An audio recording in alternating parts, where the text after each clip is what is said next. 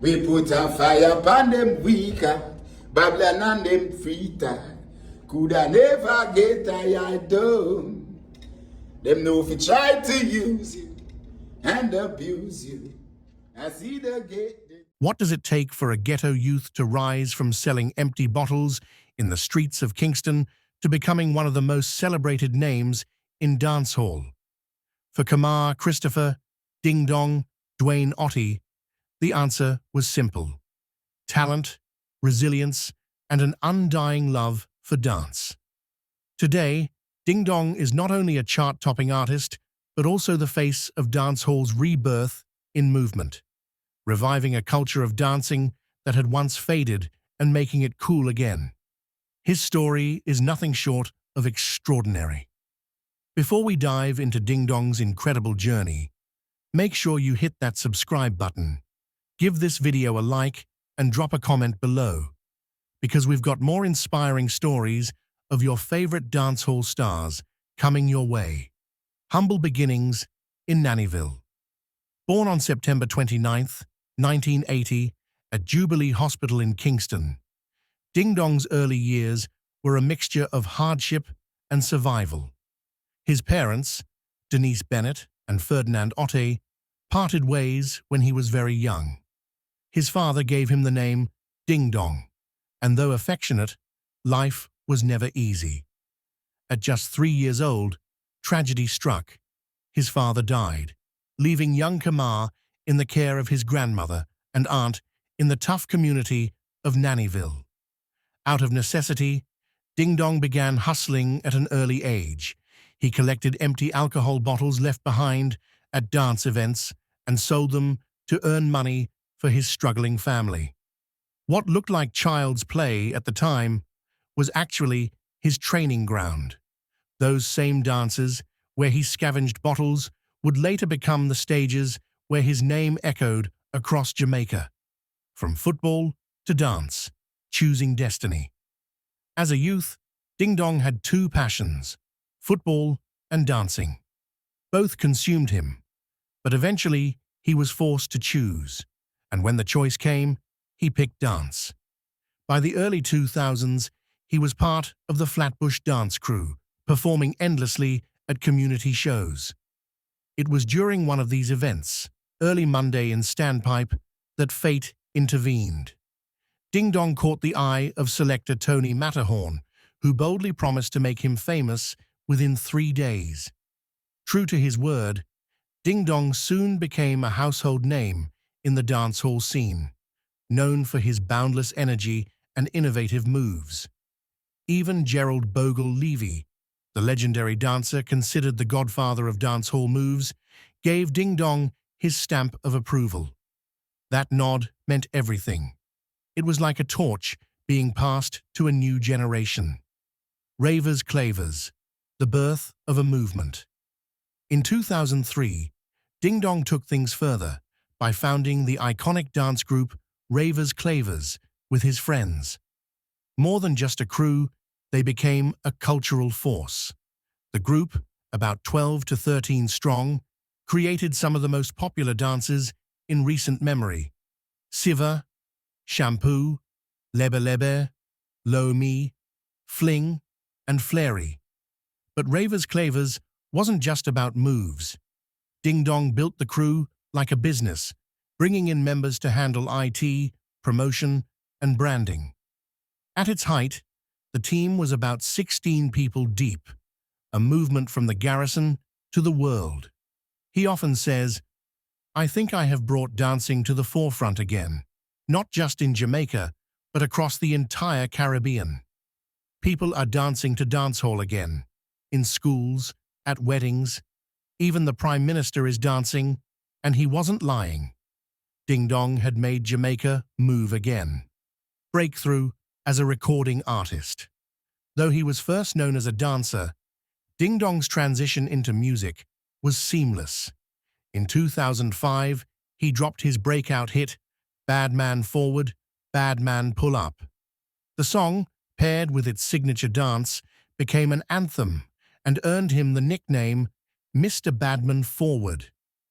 That record cemented him not just as a dancer, but as a DJ who could create movements. He went on to release other dance-driven songs like Siva, Gas, Low Me, Wool Up, and Shampoo. One of his biggest global hits came in 2017 with Fling and Jenna Bounce. These songs didn't just dominate Jamaican airwaves, they made their way into international dance circles, clubs, and even weddings. DingDong had found the formula.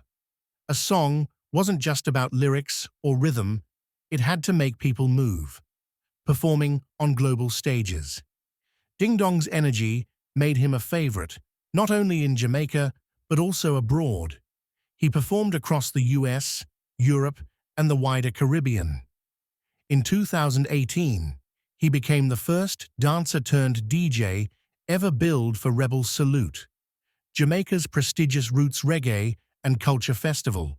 That same year, he appeared on BBC One Extra in London with the Ravers Clavers, teaching DJ Shani B how to dance. By then, DingDong wasn't just representing himself. He was carrying dancehall's culture to the world stage. Brand collaborations, taking dance to corporate Jamaica. While many artists struggled to break into corporate endorsements, DingDong thrived. His infectious personality and clean image made him the face of multiple campaigns. He starred in Grace Foods' Flava with a Beat campaign, which even adopted his dance move Flary as its official move. He worked with Magnum Tonic Wine, Grace Kennedy, and Western Sports, proving that a ghetto youth could become a respected corporate ambassador. As he once proudly said, "It shows that it is not where you are from, but how you carry yourself." Personal life, family, and legacy. Behind the fame, DingDong is also a family man. On June 22, 2019, he married Tashana, and since then, the couple has built a bond admired by many fans. Their first wedding anniversary in 2020 was marked with a romantic getaway at a sandals resort in Montego Bay, where DingDong melted hearts with a touching Instagram post.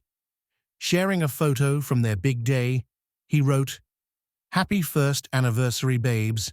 I love you to the moon and back. We going for 100. He has 2 sons and often speaks about wanting to give them a better life than the one he had. Having lost his father so young, DingDong understands the importance of being present and supportive. While much of his personal life is kept private, what shines through is his commitment to uplift his community. From Nannyville to the international stage, DingDong hasn't forgotten his roots. He continues to invest time and energy into the youths, encouraging them to embrace dancing as a positive alternative to crime or violence. Why DingDong's story matters. DingDong's journey is more than just entertainment. It's about breaking barriers. He showed that dancehall dancing is not dead, that it can command respect, airtime, and even corporate sponsorships. From being a boy who sold bottles at parties to owning the stage and shaping culture, his life is an inspiring blueprint for resilience. His impact is everywhere. Kids in schoolyards copying his moves, couples at weddings doing the fling, politicians loosening their ties to dance along, and Jamaican culture being exported globally through dance. The man who made Jamaica dance again. In many ways, DingDong revived the heartbeat of dancehall. Where once the spotlight was only on the DJs and singers, he reminded the world that movement is the soul of the music. With every dance he creates and every song he drops, DingDong cements his place as more than just a performer. He's a cultural architect. His life story, marked by struggle, creativity, and triumph, is a testament that no matter where you start, passion and hard work can take you to unimaginable heights. From hustling bottles to headlining shows, from street corners to corporate campaigns, DingDong is living proof that dance can change a life. And more importantly, it can change a nation. If you enjoyed this deep dive into DingDong's story, don't forget to like, share, and subscribe. Tell us in the comments which artist you'd like us to profile next. Your support helps us keep bringing you these powerful stories from the world of dancehall.